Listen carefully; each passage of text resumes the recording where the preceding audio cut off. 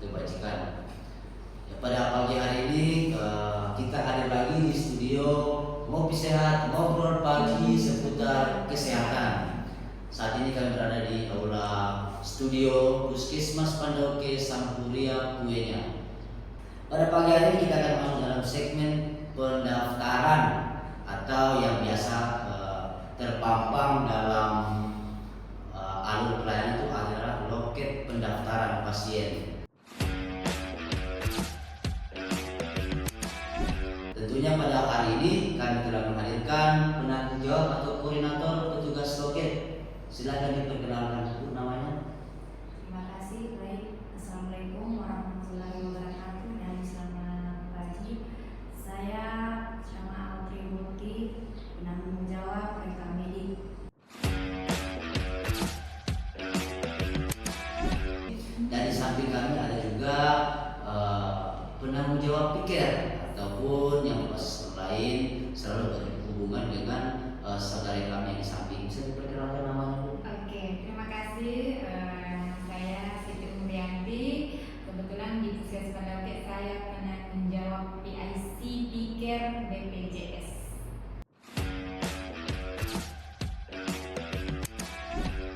Ya baik, terima kasih. Kita sudah dengarkan bersama. Jadi Bapak Ibu seluruh masyarakat Kecamatan Mangosalato yang selalu ataupun yang datang berobat ke Puskesmas Pandauke, tentunya mereka berdua ini adalah bukan yang asing lagi.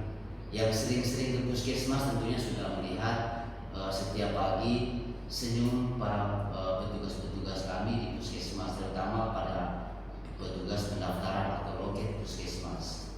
Ya tentunya kita berbicara pendaftaran, saya mau tanya dulu kepada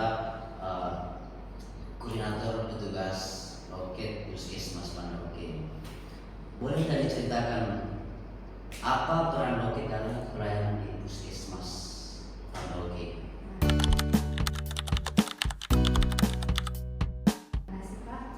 Peran kami sebagai petugas loket pendaftaran itu mencakup serangkaian langkah-langkah standar untuk memastikan pelayanan atau pendaftaran pasien itu berjalan dengan lancar, baik, efisien, dan efektif. Mulai dari pasien datang, pengambilan nomor antrian, verifikasi data, hingga pengarahan ke unit layanan yang akan dituju oleh pelayanan pasien itu sendiri.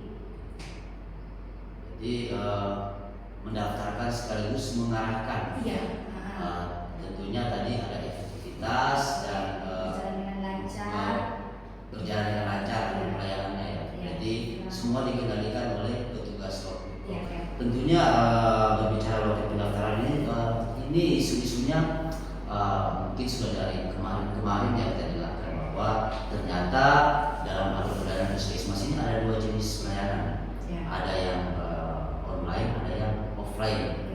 Tentunya mungkin saya mau mendengarkan dulu bagaimana sih alur pelayanan yang berbasis online.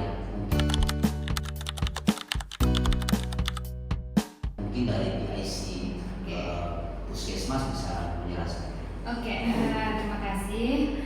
Baiklah, untuk alur pelayanan pendaftaran, jadi di Puskesmas Pandauke secara khusus dan secara umum di tempat pelayanan kesehatan manapun itu sekarang sudah terdiri dari dua sistem, yaitu sistem offline dan sistem online. Jadi kalau sistem online itu yaitu pendaftaran berbasis aplikasi ya. Jadi aplikasinya itu namanya JKN Mobile. Jadi masyarakat intinya masyarakat itu bisa mendaftar dari rumah tanpa harus datang ke tempat pelayanan kesehatan. Bagaimana caranya? Yaitu kita harus mengunduh atau mengunduh aplikasi JKN Mobile di Play Store atau di HP smartphone masing-masing peserta, dan dipastikan juga bahwa peserta ini sudah terdaftar sebagai anggota kepesertaan BPJS. Jadi kalau kita sudah terdaftar sebagai keanggotaan BPJS, pada saat kita mengunduh aplikasi JKN Mobile, nanti bisa di situ kita akan mendaftar di aplikasi tersebut, otomatis data kita itu akan keluar. Jadi pada pada saat kita sudah mengunduh aplikasi, kemudian kita bisa mendaftar melalui aplikasi itu di rumah. Misalnya setelah kita mengunduh aplikasi, kita bisa pilih tempat pelayanan kesehatan yang mau dituju. Contohnya nanti Puskesmas Pandauke kita pilih, kemudian nanti bisa kita rencanakan mau berkunjung hari apa ya. Jadi bisa hari ini kita mendaftar, terus kita pilih tanggal untuk besok itu bisa. Setelah kita pilih, kemudian nanti kita tentukan mau mendaftar di pelayanan apa, apakah di poli umum atau di poli ibu dan anak atau di poli kesehatan gigi. Nanti kita pilih, terus nanti klik daftar. Setelah klik daftar, nanti itu akan keluar nomor antrian. Ya, nanti akan keluar nomor antrian. Nah, nomor antrian itulah tersebut nanti pada saat kita mau ke puskesmas sesuai dengan tanggal yang kita pilih. Nah, nomor antrian itu bisa kita lihat perlihatkan kepada petugas loket lewat aplikasi. Tinggal diperlihatkan saya seperti itu. Nah, nanti otomatis kalau kita sudah mendaftar, maka di sistemnya puskesmas itu sudah ada pendaftaran pada saat tanggal yang dipilih. Jadi pastikan memang tanggal yang dipilih itu harus kita datang pada tanggal yang sama ya. Jadi tidak bisa kita misalnya memilih tanggal 30 kemudian nanti kita datangnya tanggal 1, otomatis tidak bisa. Dia harus pada saat tanggal 30 kita daftar, tanggal 30 juga itu kita akan datang. Seperti itu ya. Jadi boleh tanpa harus datang ke puskesmas terlebih dahulu, kita bisa mendaftar lewat di rumah pakai aplikasi. Itu esensi dari pendaftaran online. Iya, cukup jelas ya untuk penjelasannya. Berarti sebelum menggunakan aplikasi ini kita harus memastikan dulu sebagai terdaftar sebagai peserta BPJS, entah BPJS Mandiri ataupun PBI. Ya. Jadi di Puskesmas Pandauke ini sudah melakukan sistem jaringan yang berbasis lain. Tentunya Bapak Ibu, segala akses itu sangat mudah dilaksanakan melalui smartphone. Ya. Tentunya pesan dari kami juga kepada masyarakat, semua peserta BPJS diwajibkan untuk mendownload aplikasi JKN Mobile untuk lebih mempermudah lagi bagaimana pelayanan di puskesmas. Katanya bagi masyarakat kalau ngantri lama, berarti ngantrilah dari rumah, kemudian nomor antriannya bisa langsung dibawa ke puskesmas. Baik, terima kasih. Pelayanannya cukup bisa dilaksanakan lebih mudah. Kemudian saya melihat juga pendaftaran khususnya di Puskesmas Pandauke ini masih banyak terlihat pendaftaran yang online, yang offline ya, masih sedikit yang berguna untuk yang online. Tentunya harapan kami ke depannya bisa lebih banyak yang online ya ketimbang yang offline. Untuk yang offline, karena kita berbicara yang offline karena ini kunjungan terbanyak di Puskesmas Pandauke ini ternyata yang dari offline.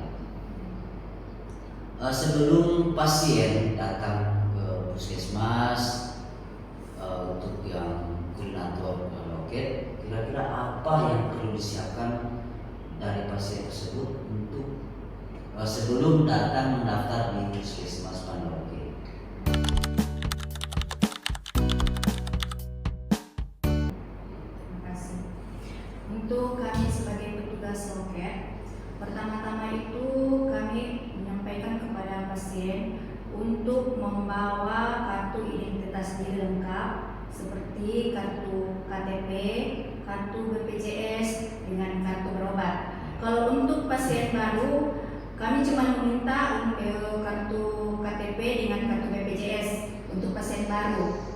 Itu bedanya. Kalau untuk pasien lama, kami cuma meminta kartu berobat. Begini dia, contohnya kartu berobatnya. Begini. Sudah ada nomor rekam mediknya, nama, umur, alamat. Inilah bedanya untuk pasien baru dengan pasien lama.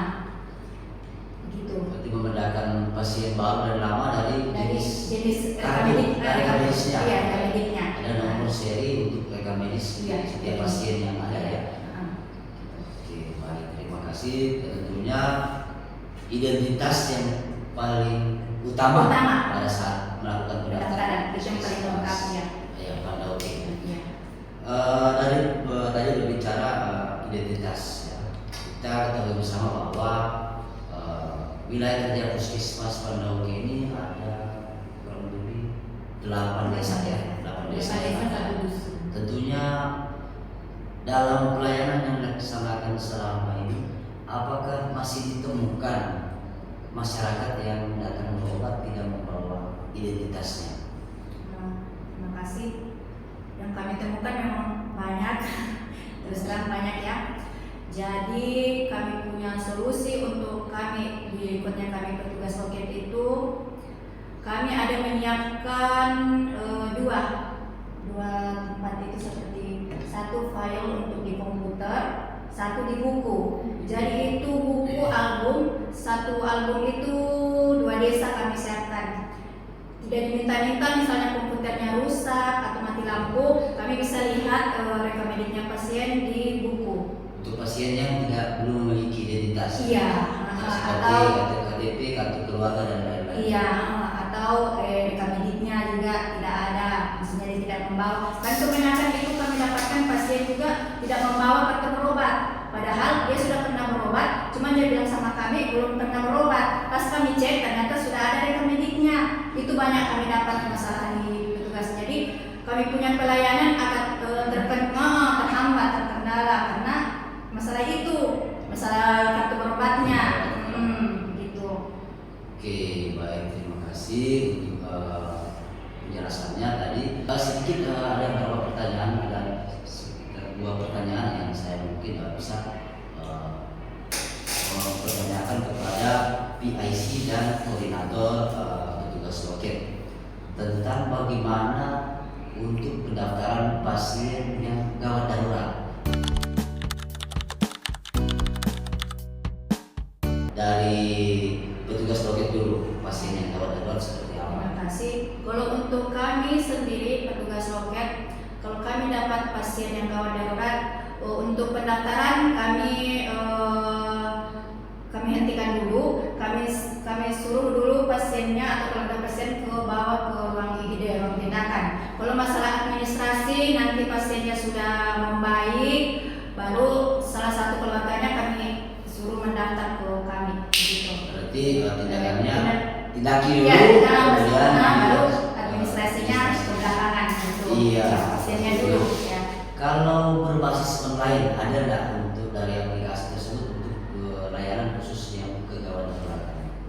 Kalau untuk pendaftaran online, kalau untuk pasien-pasien gawat darurat itu nggak ada ya, karena namanya gawat darurat otomatis Iya. dia tidak direncanakan. Iya. Tapi tiba-tiba sakit di gawat darurat dan langsung masuk ke pelayanan kesehatan. Cuma ada saya sedikit mau menambahkan ya. Iya. Jadi untuk masyarakat kan alhamdulillah untuk wilayah Morowali Utara berkat programnya Bapak Bupati Citanggor Sehat, bisa dikatakan itu hampir 90% masyarakat Morowali Utara itu sudah tercover ya Morowali Sehat. Jadi tapi masih ada 10% itu yang belum tercover Morowali Sehat ataupun terdaftar sebagai anggota BPJS, masih ada. Jadi untuk masyarakat Morowali Utara ini biasa ada beberapa kejadian yang terutama pasien-pasien gawat darurat ya, masuk di gawat darurat ditindaki, ternyata pas kita cek ternyata dia tidak aktif sebagai anggota BPJS atau belum tercover di Morowali Sehat. Tapi itu ada solusinya, ya. Solusinya adalah yang penting ada kartu identitas. Ya, seperti KTP dan kartu keluarga. Insya Allah karena ada programnya Bapak Bupati, kalau pasien itu ditindaki dia dalam gawat darurat kemudian dia belum terdaftar atau tercover, maka bisa didaftarkan, diaktifkan pada saat itu. Yang penting ada kartu keluarga sama atau kakak lah, setidaknya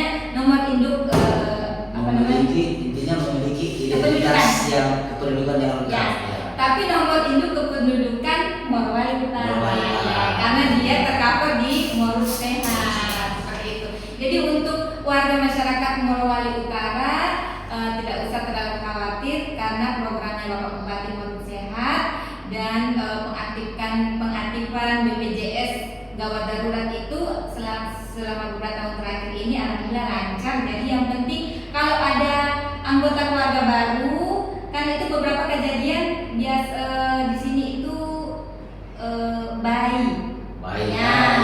Bayi karena belum ada nomor induk, belum diurus, belum sempat diurus nomor induknya oleh keluarganya. Jadi pada saat tiba-tiba jadi pasien gawat susah kita mengurus karena belum ada nomor induk kependudukannya. Jadi kita tolong kalau ada anggota keluarga yang baru itu segera diurus supaya kalau tidak diminta-minta ada masuk pelayanan kesehatan bisa kita bantu untuk mengaktifkan nomor BPJS-nya. Iya, tentunya lagi-lagi yang sangat dibutuhkan itu yaitu identitas lengkap dari masyarakat ketika datang berobat. Kalaupun tadi sudah dijelaskan datang berobat belum belum terdaftar sebagai peserta BPJS di Puskesmas Pandawoge, tentunya bisa juga diaktifkan pada saat pasien ditangani, ya, tentunya seperti itu. Sangat mudah ya bagi masyarakat Kecamatan Mangosalato sekarang untuk pelayanan kepesertaan BPJS karena begitu banyak layanan-layanan yang diberikan oleh BPJS melalui program pemerintah Kabupaten Morowali Utara, program Mulut Sehat, ya, Mulut Sehat. Tentunya ini sangat membantu karena sering kejadian yang terjadi itu pada saat pasien masuk belum memiliki. Ya. Kebanyakan ya pasien anak ya. Ya. Tentunya tadi dijelaskan itu memang sedikit sedikit membantu informasinya karena biasanya pasien anak ini memang misalnya lahir tiba-tiba anaknya gawat, anaknya kan tentunya habis lahiran belum tentu langsung ada identitasnya ya. Melalui Mulut Sehat, melalui aplikasi Mulut Sehat kita bisa langsung mengaktifkan BPJS anak tadi ya. Sangat membantu ya. Jadi Bapak Ibu, untuk informasi saat ini dari petugas loket saya memperhatikan bahwa sangat bermanfaat untuk masyarakat yang ada di wilayah kerja Puskesmas Pandawoge. Tentunya dalam pelayanan loket ini juga saya sedikit bertanya tentang waktu pelayanan. Kadang-kadang keluhan masyarakat itu lama antri ya, apalagi dapat antriannya sini kan belum ada nomor antrian ya. Tapi biasanya antrinya lama. Kira-kira dalam waktu pendaftaran pasien ini kita kalau online tadi tentunya dari rumah bisa ya, langsung bisa ditentukan bahwa dia langsung masuk ke antrian keberapa. Tapi kalau yang offline, kira-kira kenapa sih biasa lama? Kadang-kadang kan keluhan masyarakat ini yang menunggu kok lama sekali pendaftarannya ya. Kira-kira dari loket saya mau tanya, dalam satu pasien berapa waktu yang dibutuhkan untuk melakukan pendaftaran? Terima kasih. Kalau untuk petugas saya belum bisa pastikan ya waktunya karena kenapa? Kami itu yang saya bilang tadi kebanyakan itu pasien tidak membawa kartu berobat, itu masalahnya ya. Jadi kalau untuk pasien baru kan cuma statusnya saja kami ambil begini kan, statusnya begini ini saja ini kan sudah terisi semua ini. Nah, sudah terisi semua ini, jadi itu dia cuma 2 sampai 5 menit. 2 sampai 5 menit. Ketika identitasnya sudah lengkap. Iya, sudah lengkap.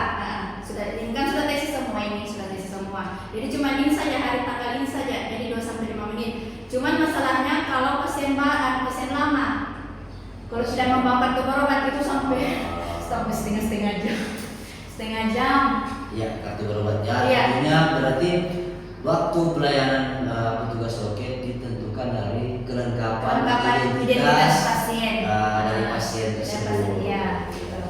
Berarti untuk pemirsa bukan dari petugas loket itu Ya. menentukan waktunya. Ya. Tadi sudah kita dengarkan bahwa durasi waktu yang digunakan dalam satu pasien itu sekitar 2 sampai 5 menit, paling lama 5 menit. Ya. Ketika identitasnya lengkap. Lengkap ya, lengkap. Ketika identitasnya tidak lengkap, ini yang membuat Ya. pelayanan sedikit lambat, kendala ya dari identitas tadi. Ya. Sekarang kita masuk di segmen terakhir. Ada sedikit pertanyaan untuk petugas loket. Apa tips kira-kira yang bisa supaya masyarakat berobat bisa lebih lancar dan lebih efisien?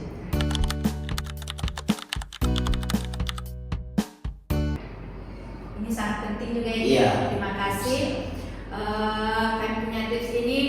Kami harapkan saya titip pesan, titip hormat kepada seluruh masyarakat Manusalato agar datang berobat di UPT Puskesmas Pandoke. Jangan lupa selalu membawa kartu identitas diri lengkap seperti KTP, kartu BPJS dengan kartu berobat. Kalau untuk anak, KIA. Kalau tiada KIA, kakak. Kalau untuk bayi, kakak di bawah. Terima kasih. Ya, itu untuk yang offline ya. Ya. Sekarang tips untuk gimana pelayanan yang berbasis online. Saya juga tadi lupa bertanya ya mengenai waktu pelayanan di loket. Waktu pelayanan di loket ini sangat penting. Kadang-kadang pasien datang sudah lewat waktu, tiba-tiba motor harus diberikan pelayanan. Ya. Tentunya masyarakat juga harus tahu bagaimana waktu pelayanan pendaftaran yang ada di Puskesmas Pandoke.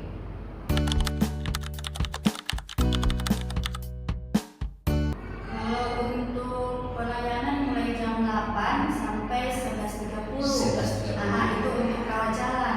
Rawat jalan. Iya. Kalau untuk IGD 24 jam. Jadi waktu pelayanan pendaftaran di Puskesmas Pandoke dari jam 8.00 sampai jam 11.30. Ini untuk waktu pendaftaran. Tapi Puskesmas Pandoke juga menyediakan layanan unit gawat darurat 24 jam ya.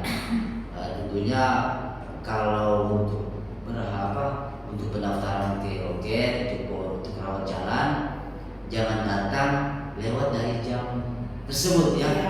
Tentunya kalau sudah lewat jam tersebut petugas loket atau pendaftaran sudah tutup. Nanti ditemukan petugas loketnya sudah tidak ada di ruangan karena memang sudah tutup.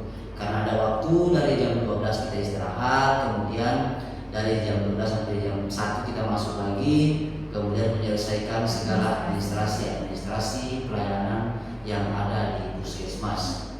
Kemudian untuk tips dari pikir BPJS, tentunya pikir ini selalu mendapatkan masalah-masalah pada saat mengentry ataupun data menginput, ya, tentunya ada masalah. Jadi tips kira-kira apa yang bisa dilakukan masyarakat supaya pendaftaran online ini bisa sangat mudah dimanfaatkan oleh masyarakat. Oke. Kalau untuk dari PIC BPJS, karena untuk aplikasi online itu JKN Mobile, saya kira tidak ada masalah, gampang sekali diaplikasikan, terutama untuk yang mungkin agak susah kalau masyarakat di atas umur 50 tahun ya, 50 tahun ke atas. Tapi kalau untuk 40-an ke bawah kan semuanya rata-rata sudah pintar menggunakan smartphone. Iya. Nah, seperti itu. Kemudian yang biasa ada masalah di bagian online itu atau penginputan adalah ada beberapa masyarakat itu yang mempunyai data ganda. Ya, data ganda ya seperti itu. Jadi pada intinya nomor BPJS itu bisa kita cek melalui nomor induk KTP. Ya, seperti itu. Jadi makanya sekarang masyarakat yang tidak memegang kartu BPJS boleh ke puskesmas dengan membawa KTP saja. KTP saja. Ya, karena bisa mengecek keaktifan BPJS itu melalui nomor induk KTP, nomor induk kependudukan, NIK, melalui NIK ya bisa. Nah, kemudian ada juga pastikan bahwa Anda itu pesertaannya itu kan, karena BPJS ini ada beberapa cover BPJS itu ada beberapa jenis. Nah, seperti kayak PBI penerima bantuan, kayak Murid Sehat atau BPJS yang dari pusat seperti itu. Kemudian ada juga yang namanya BPJS Mandiri. Mandiri yang kita bayar premi sendiri, itu ada namanya BPJS Mandiri. Ada juga yang BPJS Ketenagakerjaan, itu ada juga yang dari perusahaan seperti itu ya. Jadi ada beberapa kasus yang ternyata dia tidak tahu kalau ternyata dia ini adalah BPJS Mandiri. Nah, kendalanya BPJS Mandiri adalah BPJS yang aktif apabila kita rutin membayar iurannya. Ya. Kalau tidak terbayar iurannya, otomatis BPJS-nya tidak bisa digunakan. Nah, sehingga pada saat mendaftar di puskesmas tidak aktif BPJS-nya, sehingga nanti pasiennya itu beralih ke pasien umum. Nanti biasanya kami jelaskan bahwa bapak ini atau bapak atau ibu ini terdaftar sebagai BPJS Mandiri, bisa diaktifkan kecuali dibayar iurannya. Nah, seperti itu. Kemudian ada juga beberapa yang sebelumnya punya BPJS Ketenagakerjaan. Nah, misalnya 2 tahun lalu dia bekerja di suatu perusahaan. Kemudian pada tahun ketiga dia berobat, ternyata sudah tidak bisa digunakan. Setelah kita wawancara, ternyata dia sudah tidak bekerja lagi di perusahaan itu. Otomatis BPJS-nya sudah terhenti, yang aktif seperti itu. Jadi yang seperti itu minta tolong bisa dicek kalau ada waktu pada saat jam pelayanan. Kalau mau mengecek keaktifan BPJS bisa ke kantor ke puskesmas. Ya, bisa dicekkan apakah ini dia BPJS-nya mandiri atau aktif atau tidak, seperti itu. Kalau untuk BPJS Murid Sehat itu biasanya tidak ada kendala ya, karena itu ditanggung oleh pemerintah daerah. Oke. Hanya itu aja kalau dari pikiran. Dan tentunya Mas kepada seluruh pemirsa, masalah-masalah yang telah dihadapi tadi seperti keaktifan BPJS dan lain-lain itu bisa dicek sebelum melakukan pengobatan atau membutuhkan perawatan kesehatan, dicek terlebih dahulu. Melakukan checking setiap bulan juga bisa ya, untuk memastikan keaktifan, apalagi yang BPJS-nya mandiri ataupun dari perusahaan ya. Biasa juga sering terjadi memang masyarakatnya, saya dulu aktif, sekarang tidak aktif. Tentunya ini yang jadi masalah. Kemudian yang kemarin mandiri harapannya sudah berpindah otomatis ke Murid Sehat, ternyata tidak ya. Tiba-tiba berobat BPJS-nya aktif. Ternyata BPJS mandirinya langsung off ya, tutup. Kemudian harus diurus dulu baru bisa masuk ke BPJS Murid Sehat. Jadi belum, itu berarti ada tunggakan yang harus dibayar dulu baru bisa mendaftar ke Murid Sehat ya. Jadi untuk pemirsa, dalam obrolan kita Murid Sehat pada pagi hari ini dalam segmen petugas loket ataupun PIC BPJS, tentunya sudah memberikan informasi yang dibutuhkan oleh masyarakat dalam pelayanan kesehatan di wilayah kerja kami. Sedikit menambahkan sedikit menambahkan tentang pelayanan pendaftaran. Jadi kita ini kan sementara bertahap berpindah dari rekam medik manual ke rekam medik elektronik ya. Jadi masyarakat perlu tahu sekarang ini kita pelan-pelan, sekarang sudah jalan tapi masih pelan-pelan. Nanti suatu saat kalau sistemnya sudah bagus, nanti kita itu masyarakat akan memakai namanya rekam medik elektronik. Jadi kalau rekam medik elektronik sudah berjalan dengan lancar, Allah nanti alur pelayanan atau pelayanan di loket itu lebih cepat karena kita sudah tidak lagi mencari status, hanya kita memakai aplikasi seperti itu ya. Jadi di masyarakat lebih mudah ya, lebih mudah, mudah. lebih mempermudah insya Allah. Jadi Ya, tapi sekarang lagi pelan-pelan ya, pelan-pelan kami beralih. Tentunya sekarang kita sementara menuju Ya, ya, menuju. prosesnya sudah berproses untuk menuju ke rekam medis elektronik. Ya, jadi pemirsa, ada beberapa hal yang perlu saya sampaikan dalam pelayanan loket di Puskesmas Pandauke saat ini. Tadi sudah jelaskan mengenai pendaftaran yang offline dan juga ada pendaftaran yang online. Tentunya kami dari Puskesmas Pandauke selalu berharap bagaimana bisa melaksanakan pelayanan kepada masyarakat itu dengan pelayanan yang bermutu. Jadi harapan kami juga kepada seluruh masyarakat yang akan berobat ke Puskesmas Pandauke tentunya menyediakan segala persyaratan-persyaratan yang ditentukan oleh Puskesmas Pandauke untuk melakukan pendaftaran pelayanan kesehatan agar tidak terjadi kendala-kendala pada saat melakukan pelayanan. Jadi untuk petugas loket, terima kasih informasinya. Harapan kami Puskesmas Pandauke terus maju, dan tadi harapannya juga bisa menjadi bisa segera ke rekam medis yang elektronik ya dari petugas pendaftaran. Tadi kalau sudah online tentunya akan lebih mempermudah masyarakat. Sahabat Hobi Sehat, ngobrol pagi seputar kesehatan. Demikianlah informasi tentang pelayanan pendaftaran di Puskesmas Pandauke. Semoga informasinya bisa diketahui oleh seluruh masyarakat yang akan membutuhkan pelayanan di Puskesmas Pandauke. Kami akhiri. Assalamualaikum warahmatullahi wabarakatuh. Selamat pagi, salam sejahtera buat kita sekalian.